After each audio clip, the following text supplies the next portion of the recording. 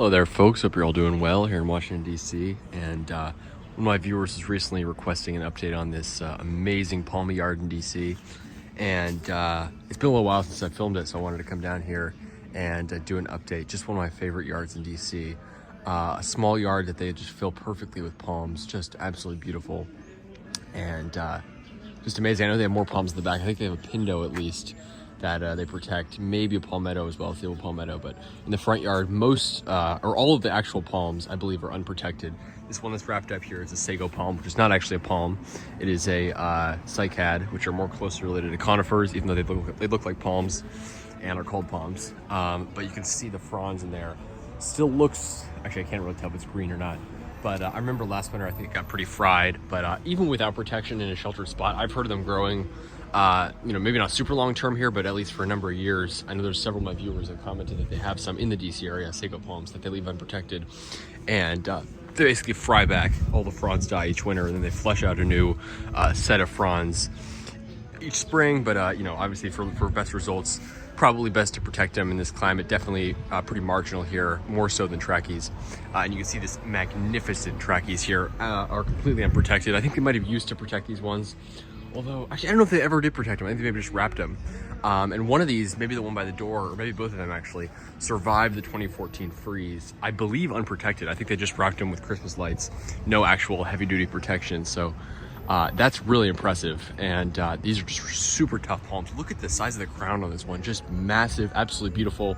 You can see some maybe wind damage on them, but it doesn't look like any cold damage. The fronds look still nice and green. Sorry, it's kind of hard to see with the cloudiness, but just beautiful palms. And I remember last year after the single digit lows for a night or two during the Arctic blast, they maybe had some minor damage on the lower fronds, but just a great sheltered spot because on a hill here, and they got the again this big facade of the townhouses to protect them. This is a south facing wall, so south is this way, and just nice in the urban heat island a bit, again, yeah, some nice wind protection there. So pretty great location to grow palms in the city here. Just an amazing yard. Look at these sables too. I'm guessing these are sable Louisiana. These look a bit big for sable minor, just normal sable minor. They are sable minor, but yeah, Louisiana variety, which gets bigger fronds and eventually trunks.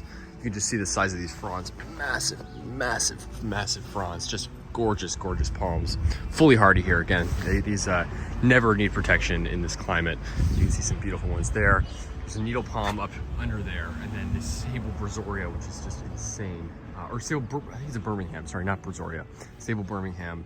And you can see it's pruned up pretty heavily, I'm guessing because the fronds are so big that they would go over the fence there. But it's getting a nice trunk on it. And this, I don't believe, at least the past couple winters, has definitely not been protected.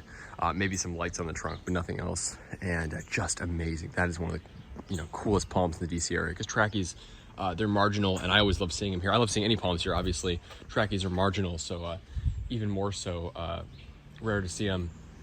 But something like a sable Birmingham, we really never see that in the DC area. This is the only one I know of in the area, and that is a big specimen, and just super impressive. And again, a very hardy palm here after the 6 degree or 7 degree low last year.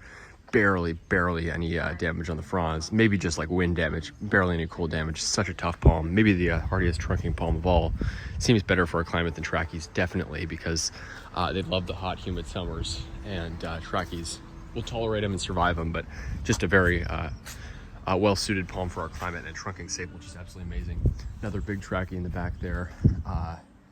Amazing. These two produce seeds, so I guess one of them's a female, and you can see this yard, it looks like they take some of the seedlings out, maybe they mulch the beds, but you can see some seedlings in there. But look at the yard next door. I actually just discovered this. Look at this yard here. Look at the number of seedlings here. Amazing. Those are all palm seedlings. So the thin, skinny ones are sables, sable minor, sable Louisiana, and then the thicker ones are tracking seedlings. Look at all these. These are all palm seedlings over in the next yard over. Amazing. So you can just see, I guess the wind blows the seeds over, and they never weed them out, which is awesome. So someday this will be a very palmy yard too. Just amazing. You can see all the seedlings up there still. Those are all palm seedlings. Look at that. Amazing. So just incredible. And this yard, again, always blows me away. Just one of the coolest palmy yards in DC, right in one of the classic DC townhouses. Just looks amazing. And again, besides that sago palm, none of these get protection.